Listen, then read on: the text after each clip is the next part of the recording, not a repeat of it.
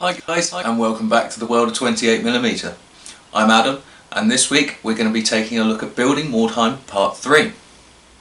So, what have we done in this session? Well, actually first, this is the result of a few sessions. Essentially each time Barney came down and we did a bit more work on it, I didn't quite feel like it really warranted a video because it didn't look much different from when you saw it before. But this time he came down and we've made a few changes. So before you get into this episode, I'll put a link up in the top corner. Go and watch episode 1 and 2 if you haven't already seen them, because that'll give you more context and you'll know what we're talking about. So we decided to lose some of the blue foam. We sort of stood back and looked at it, and even though with all the engravings and everything that we did, it kind of still felt very flat and very boxy and square. Bear in mind, edges are going to be beveled and things like that, but even still, it just looked a bit too flat.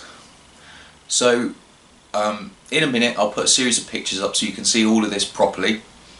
But essentially, we took away some of the blue foam, and you might be able to see here, we've replaced it with some Woodland Scenics rock moulds, which we've cast out of plaster.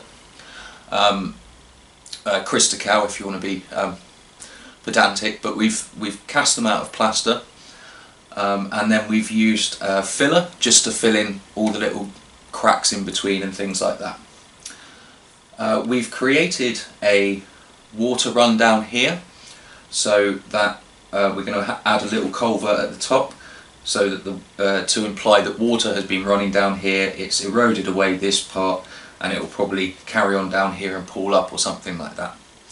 So we've added some more 3D elements to it. And the other big change that we've made is also the sloped part. Once again, I'll put some pictures up for you in a minute. But we had a slope over this side. You might be able to see from here that that's now gone. Now essentially this goes back to the functionality that we were talking about in the first place. So we felt that there wasn't really, how can I put it? There wasn't enough stairways or slopes, and basically. So you kind of, if you imagine there was a person up here, they could walk down that slope and that was there before, and they could get to the bottom part. But the problem was with this side bit here, there was no way really to. Barney suggested to put some stairs down there, but in order to put stairs down there, it would have taken up too much space on the inside, which means this part here wouldn't be very playable, just because you'd only be able to fit 1 or 2 models by those stairs. It would reduce the size from, say, that to about that. So what we've done instead is we took out the slope, and we've now made it into a flat platform, as you can see here, and we've got a spiral staircase which currently is broken because I accidentally sort of nudged it with my foot when it was in storage. So we've put a spiralling staircase coming down, and then what we're going to do next is we're going to build a platform between the top of the stairs over to this part, and then we're going to smash up the middle. So that would then give us more options of movement around this area.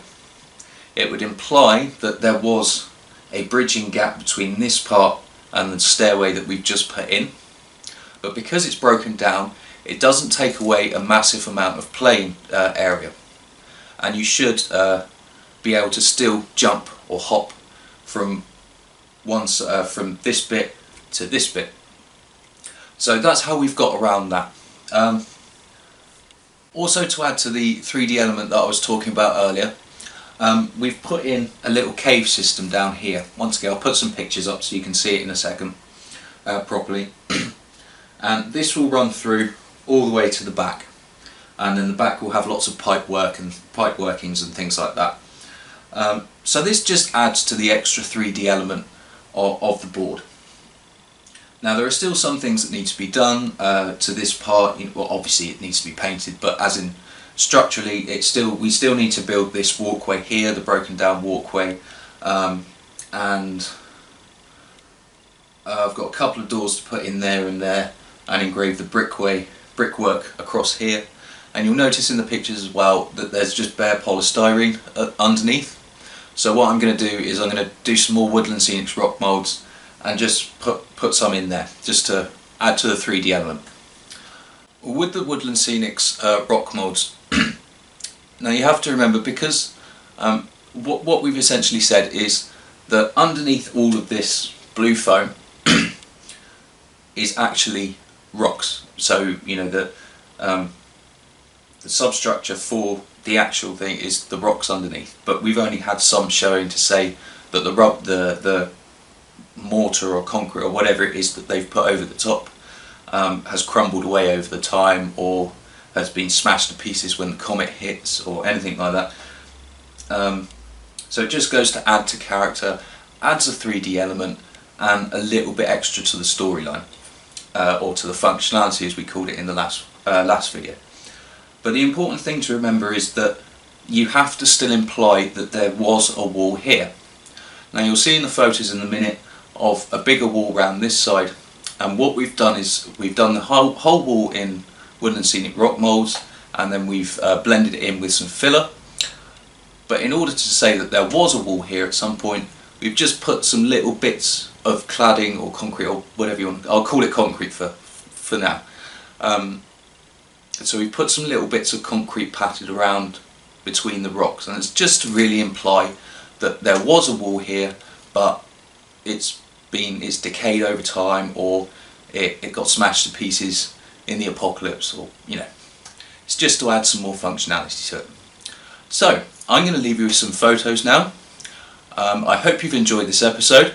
Like it if you liked it, share if you think anyone else would like to see it, and don't forget to subscribe for the next episode. Have fun, guys.